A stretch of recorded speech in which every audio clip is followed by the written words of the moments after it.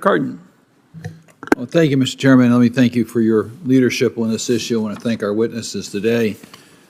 Our committee report verifies our fears that the system today is badly broken. And our witnesses today have reinforced that view. That's a tragedy that needs to be corrected. Unless you have transparency, unless you have accountability, there's no way that you can correct the system. And if those that want to report a problem are retaliated against, it makes the matter much, much worse. If we have to change the law to accomplish that, then we have to change the law to do that. I'm hearing about numerous mistakes in harvesting and preparations and matching and transportation, but if you don't have timely knowledge of those errors, you can't correct those errors. And from what I can tell is that most of these errors are being hidden rather than acted upon and changed. So, you know, all of us are involved in buying products that are tracked, and we're amazed at how we can see where it is at every step of the process. The technology is widely utilized. So, Mr. Shepard, let me just ask you about the technology that you're using. According to our reports, your system has crashed on several occasions. And then when your system is down, you can't do the match, so time is lost. We're seeing all these challenges.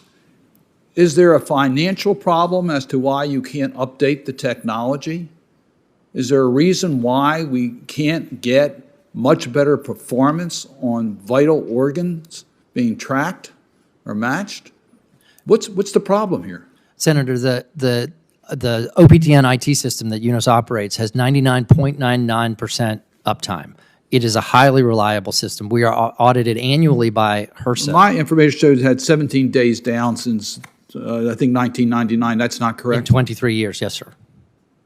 Okay, well, every day there is a loss of life, isn't it? That's the total amount of time over the course I hope of that our 23. national defense is system isn't down 17 days a year.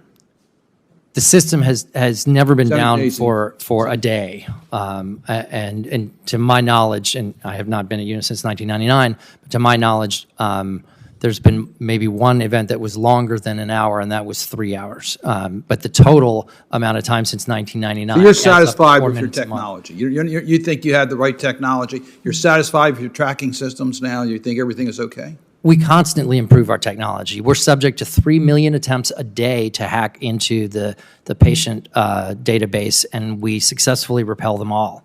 So we are never satisfied with our technology, but we do maintain 99.99% uptime. We disagree with the USDS analysis of our systems. Well, I understand you may feel that you have restrictions by law, that you can't do certain things, but then you should try to change those laws if the system isn't working right.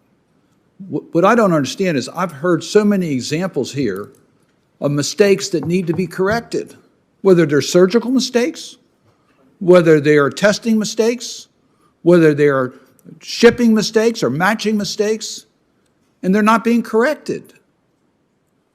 Why aren't you proactive in working with us if laws need to be changed so that we can get a higher efficiency on making these organs available?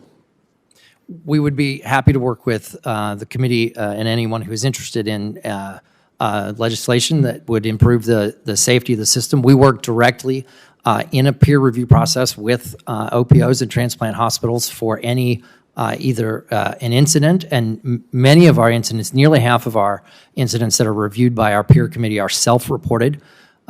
Self-reported should be. I mean, that's a good thing to have self-reported. Yes. Dr. Locke, who retaliates against people who are making, or you mentioned intimidation factor about making reports.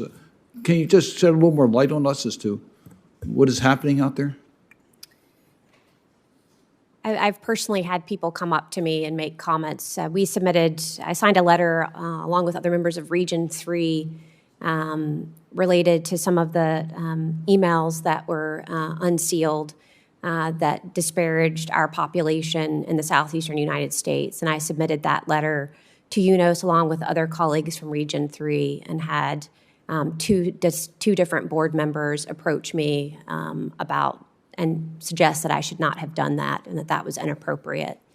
And so it makes it very challenging. That's just one example. I have other colleagues who feel that they've been blocked from being on committees and other things. And we have all been silenced at our region meetings on more than one occasion when we've spoken up about what we think is not appropriate. We've been told that's something that you can't vote on, that you can't present data, that only they control the data that can be presented. And certainly we are members of the OPTN, and the purpose of those meetings is to be able to have representation and have dialogue about what we think is going well and what's not going well. And it's incredibly prescribed, and we are routinely silenced. Well, thank you for coming forward. I appreciate it. Thank you, Mr. Thank you, Senator Cardin. And I also want to note this important question you asked Senator Cardin about all the mistakes that are taking place. As far as I can tell, there's pretty serious operation for keeping them secret. The committee was forced to issue a subpoena to obtain